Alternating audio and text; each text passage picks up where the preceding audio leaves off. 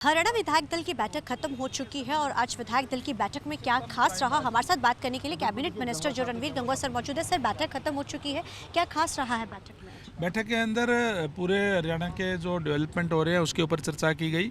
जहाँ जहाँ के भी ज़रूरत है, किस टाइप की है, वो सारे विधायकों ने बताने का काम भी किया। किसी ने वेगी के जो या जो खेत कल्याण के कोई नहीं दिए हुए थे उनको भी मांगने का काम किया है। इसके अलावा हमारे जो 42 जगह पे पार्टी के विधायक नहीं है, वहाँ भी पार्टी के जो विधायकों की और मंत्रियों की अलग अलग एक एक विधानसभा दी गई है और ड्यूटियां लगाई गई है, ताकि वहाँ के वर्कर्स को भी ये महसूस ना हो कि हमारा विधायक नहीं है।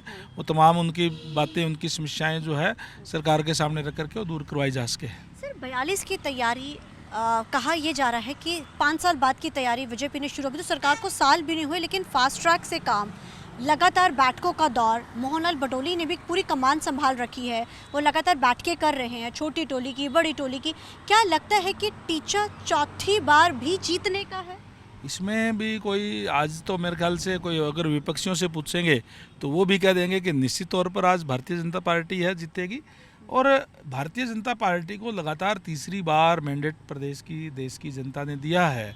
उनके जो एक उम्मीद के साथ, एक विश्वास के साथ, उनको विश्वास को कायम रखते हुए लगातार भारतीय जनता पार्टी कार्य कर रही है।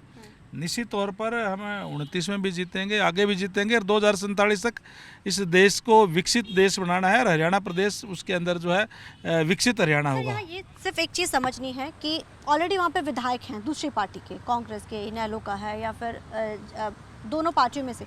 सर, अगर कोई आने वाले समय में आप लोगों का कार्य क्या रहेगा? आपको टोहाना में लगाया गया है सर, मेन काम क्या रहेगा? आप लोग सभाएं करेंगे, लोगों के घर घर तक जाएंगे, मेन एजेंडा मतलब किस तरीके से काम किया जाएगा? देखिए, मेरा तो यही है कि जो हमारे जो पार्टी वर्कर है उनसे बात करना, उनसे मीटिंग करना, उसके अंदर आम लोग भी आ सकते हैं, उनसे कोऑर्डिनेशन रखना, उनकी कोई वहाँ की दिक्कत परेशानी है तो उनसे पूछ करके सरकार के अंदर ला करके उन समस्याओं को दूर करना। ये भी कहा जा रहा है कि सरकार जो हारी थी इन सीटों पे जीत के लिए और समीक्षा के लिए भी ये एक अहम हो जाएगा कि क्या कारण रहे थे। देखिए, वो तो सारी चीज़ें जब वहाँ जाएंगे तो सारी चीज़ों पे चर्चा होगी और आगे जहाँ जहाँ कोई कमियाँ रही हैं उसको दूर करके और निश्चित तौर पर अगली बार वो सीट भी जीतेंगे। कानून व्यवस्था को लेकर सवाल लगातार खड़े कर रहे हैं, कहते हैं बैठकों का दौर चल, लेकिन कानून व्यवस्था कौन देखेगा? देखिए, कानून व्यवस्था की जहाँ तक बात है, जहाँ कांग्रेस के लोग आज ये उठाने की बात कर रहे हैं, भूपेंद्र सिंह हुड्डा जी, रणदीप सुरजेवाला जी, मैं उनको याद दिलाना चाहूँगा कि आप उस टाइम का जो क्राइम रेट देख लीजिए, आज का देख लीजिए, उसे बहुत गिरावट आई है। फिर भी माननीय सीएम साहब ने इस बात के आदेश दिए हैं कि कहीं भी अगर कोई क्राइम करता है तो उनके खिलाफ सख्त एक्शन लिया जाएगा और निश्चित तौर पर कार्रवाई की है और आगे भी कार्रवाई करेगी। लेकिन मैं विपक्ष के लोगों को, खासकर रणदीप सुरजेवाला जी भी उसके अंदर उस टाइम पे मंत्री थे, भूपेंद्र सिंह हुड्डा जी चीफ मिनिस्टर थे, लोगों को गांव से पलायन तक करना पड़ गया था। ये हालात हरियाणा प्रदेश के अंदर उनके समय में हुए थे और हमने तो उसमें बहुत सुधार करने का काम किया है, उन लोगों को बचाने का काम भी जो किया है। धन्यवाद सर।